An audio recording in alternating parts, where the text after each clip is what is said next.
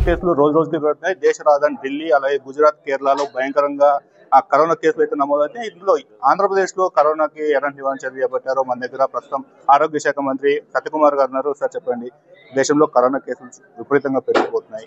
ఆంధ్రప్రదేశ్ లో ఎలాంటి చర్యలు చేపట్టారు? దేశవ్యాప్తంగా కరోనా కేసులు పెరుగుతున్నాయి కానీ మార్టాలిటీ రేట్స్ లేవు, హాస్పిటలైజేషన్ చాలా తక్కువ ఉంటుంది.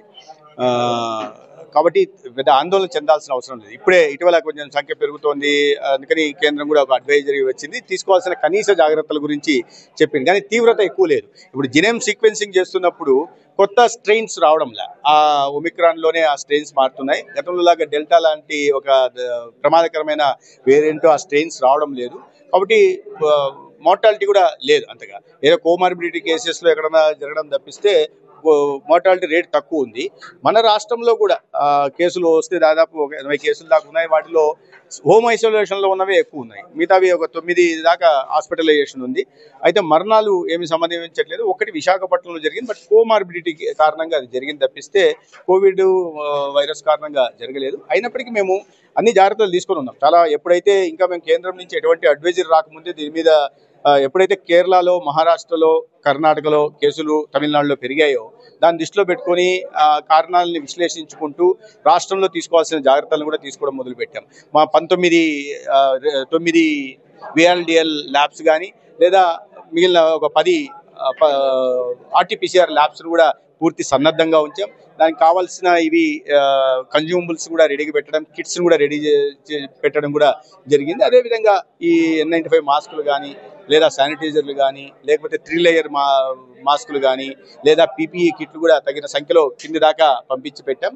ఇది కాకుండా ఆసుపత్రులలో ఈ సెకండరీ తర్వాత టెర్షరీ హాస్పిటల్లో మాకు దాదాపు 33,000 బెడ్లు ఉంటే వాటిలో 10% బెడ్లు, దాదాపు 10% బెడ్లని 3,000 దాకా బెడ్లని ఈ ఐసోలేషన్ బెడ్స్గా కేటాయించి పెట్టాం. ఎందుకంటే సమస్య తీవ్రత ఒకేలా వస్తే అందుకని ముందు జాగ్రత్త చర్యలు తీసుకున్నాం. కావాల్సిన ఆక్సిజన్ కూడా సంఖ్యలో పెట్టాం. PSA ప్లాంట్లు గతంలో అవసరం లేదు, దానికి మెయింటెనెన్స్ చాలా ఎక్స్పెన్సివ్గా ఉంటుంది. సో అంటే వాటిని కూడా ఇప్పుడు ఆపరేషన్లోకి తీసుకొస్తున్నాం. కావాల్సినంత లభ్యత ఆక్సిజన్ విషయంలో ఉంది, PSA ప్లాంట్ల విషయం కూడా ఉంది. జాగ్రత్తలన్నీ తీసుకుంటాం. ఎవరు ఆందోళన చెందాల్సిన అవసరం లేదు. అదే సమయంలో మేము అప్రమత్తంగా కూడా ఉన్నాం. ఎక్కడ ఏం జరిగినా కూడా వాటిని గమనిస్తూ నిరంతరం చూస్తున్నాం. ఇతర రాష్ట్రాల్లో కూడా ఏ రకంగా జరుగుతుంది, ఇతర దేశాల్లో కూడా ఏం జరుగుతుంది అనే విషయాన్ని కూడా ఇవాళ మొదటగా సింగపూరు, హాంకాంగ్లో పెరిగితే తర్వాత కేసులు వస్తే తర్వాత ఇప్పుడు థాయిలాండ్లో కేసులు ఎక్కువ వస్తున్నాయి. పరిస్థితిని గమనిస్తున్నాం. అంటే ప్రధానంగా ఇక 2-3 రోజుల్లో స్కూల్స్ స్టార్ట్ అవబోతున్నాయి. ఇప్పటికే కరోనా వేరియంట్ ఆ లక్షణాలన్నీ కూడా పిల్లల్లో ఎక్కువ కనిపిస్తున్న పరిస్థితి. అంటే స్కూల్స్ కి ఇంకా సెలవులు ఏమైనా పొడిగించా ఉందా లేకుంటే అటువంటి సెలవులు పొడిగించే విద్యాశాఖ నిర్ణయం తీసుకోవాలా? అటువంటి తీవ్రత లేదు కాబట్టి అటువంటి మరియు జనాల్లో ఒక ప్యానిక్నెస్ వస్తుంది, ఆందోళన ఏమైపోతుందో అనే భయం వస్తుంది. అటువంటి చేస్తే తీవ్రత లేదు కాబట్టి అటువంటి నిర్ణయం తీసుకోలేదు. బట్ మళ్ళీ సమీక్ష చేస్తాం. ఒకసారి సమీక్ష చేసిన తర్వాత దాని మీద నిర్ణయం తీసుకోవడం. రాజధాని మహిళల పైన కొంతమంది టీవీ డిబేట్లలో మాట్లాడారు. దీన్ని ఏ విధంగా కూటమి ప్రభుత్వం చూస్తుంది? కూటమి ప్రభుత్వం కాదు, యావత్తు ప్రజలు ఏం చూస్తున్నారో అదే రకంగా కూటమి ప్రభుత్వం కూడా చూస్తుంది. ఎందుకంటే మహిళల మీద అటువంటి జుగుప్సాకరమైన అసభ్యకరమైన పదజాలాన్ని వాడడం, మహిళలందరినీ ఆ రకంగా తక్కువ చేసి చూడడం అనేది ఏ రాజకీయ పార్టీ కూడా చేయకూడదు, ఏ వ్యక్తి కూడా చేయకూడదు అనమాట. అటువంటి పాపానికి వైఎస్ఆర్సీపీ దానికి సంబంధించిన సాక్షి పత్రికలో డిబేట్ పెట్టి కావాలని మాట్లాడించినట్టుగా ఉంది. ఎందుకంటే దాని తర్వాత కూడా వాటిని సమర్థించుకునే ప్రయత్నం చేశాం. సంబంధం లేని, పొంతనం లేని వీటిని తీసుకొచ్చి సంఖ్యల్ని చూపించి చేయడం అనేది అది ఖచ్చితంగా ఖండించదగ్గ విషయం. యావత్తు మహిళా లోకం ఆంధ్రప్రదేశ్లో దీని మీద చాలా కోపంగా ఉంది. ఇది ఒక ప్రాంతానికి సంబంధించింది కాదు. మీకు ఆ ప్రాంతం మీద అక్కసు ఉంటే అక్కడ సెక్స్ వర్కర్స్ సంఖ్య ఉంది కాబట్టి ఆ ప్రాంతం అంతా ఆ రకంగా అని చెప్పడం ఇప్పుడే చెప్పాను కూడా నేను ఆ విషయాన్ని. కాబట్టి అది భావ్యం కాదు. మాటలు వెనక్కి తీసుకోవాలి, క్షమాపణ కోరాలి. జగన్మోహన్ రెడ్డి గారు బాధ్యత తీసుకోవాలి. ఎందుకంటే ఆ ఛానల్కి వాళ్ళ సొంత ఛానల్లో జరిగిన డిబేట్ ఇది. మీరు కావాలని ప్రణాళికాబద్ధంగా చేశారా?